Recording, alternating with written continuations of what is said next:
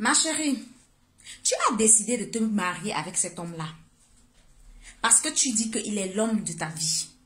Il est ton âme sœur. Tu l'aimes grave. C'est bien beau. Mais il y a déjà 4 questions que j'aimerais que tu te poses et que tu répondes à ces questions-là avant d'entrer dans ta phase de mariage. Parce que si tu ne parviens pas à te poser ces questions-là, tu seras très surprise et tu seras déçue. La première question, pardon, prends ton bic et la feuille. Tu notes ces questions-là. Parce qu'il faut vous poser ces questions-là. La première question que tu dois d'abord te poser et répondre avant d'entrer dans cette phase de mariage-là, c'est de savoir que si il arrivait un jour que ton homme te trompe, comment est-ce que tu vas réagir? Qu'est-ce que tu vas faire? Est-ce que tu vas lui pardonner ou alors est-ce que tu vas le quitter? Cette situation-là met beaucoup de femmes dans l'embarras parce que dès le départ, elles ne se sont pas préparées. Alors, je t'invite aujourd'hui, là, maintenant, là, à noter cette question quelque part. Même si tu es déjà dans un mariage et que pour toi, tout semble encore être beau. Note ça et tu réponds à cette question-là, franchement.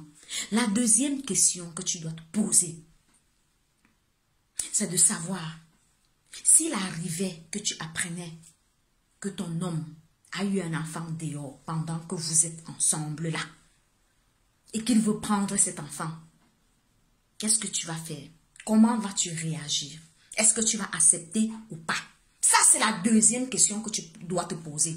Je n'ai pas dit que ça peut être ça qui va arriver. Mais les 3 questions des situations que je te donne ici, au moins c'est 50% de femmes se trouvent dans l'une de ces situations-là. Prends la peine d'écouter jusqu'à la fin. Deuxième question que tu dois te poser et tu dois répondre, c'est celle-là. La troisième question que tu dois te poser et répondre, c'est de savoir s'il arrivait un malheur à ton mari, qu'est-ce que tu vas faire? Parce qu'il y a beaucoup de femmes qui se trouvent dans des mariages du genre leur mari, bam, accident, ou alors moi je ne sais pas trop quoi. Elle se retrouve là sans rien. Elle ne sait pas où aller, elle ne sait pas quoi faire. Ça te permettra déjà, si tu réponds à cette question, de commencer déjà à mettre les garde-fous. De commencer déjà à préparer ton avenir. Au cas où on ne sait jamais. La dernière question, il y en a plusieurs même, je note 4 ici, que tu dois te poser et que tu dois répondre. C'est de savoir si tu partais te marier avec cet homme et que ta belle famille ne t'aimait pas. Ta belle-mère ne t'aimait pas. Comment est-ce que tu vas gérer cette situation?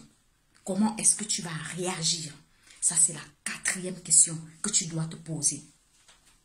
Parce que j'ai l'impression que quand vous dites que vous partez en mariage, vous croyez que tout sera beau, beau, beau, beau, beau, beau, beau, beau, beau, beau, beau, beau.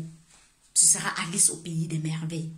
Mais ma chérie, le mariage, quand tu décides d'aller en mariage, prends ta hache, prends ta machette, prends ton coupe-coupe. Ce sont ces 4 questions que je t'ai demandé de répondre là. Tu mets dans ton sac. Tu sais que tu es déjà préparé. Tu es prête. Dès qu'une situation se présente, pac, on va te voir réagir là en professionnel, croyant que tu avais déjà eu à gérer cette situation-là et pourtant non. C'est parce que dès le départ, tu t'es d'abord posé ces questions-là. Alors, quand tu auras la réponse à ces questions-là, crois-moi que ta vie de couple, tu sauras la gérer. Toutes les situations, tu sauras la gérer. Et rien ne va te surprendre. Tu as compris. Dès qu'il y aura une situation qui va se présenter, l'une des 4 là, bah, tu te diras, ok, je m'étais posé cette question-là. Et c'est comme ça seulement que tu vas parvenir à bien contrôler, bien gérer ta relation sans prendre de mauvaises décisions. Ok? Voilà. C'est encore votre tambour qui est venu de sonner là maintenant. Notez ça sur les bouts de papier.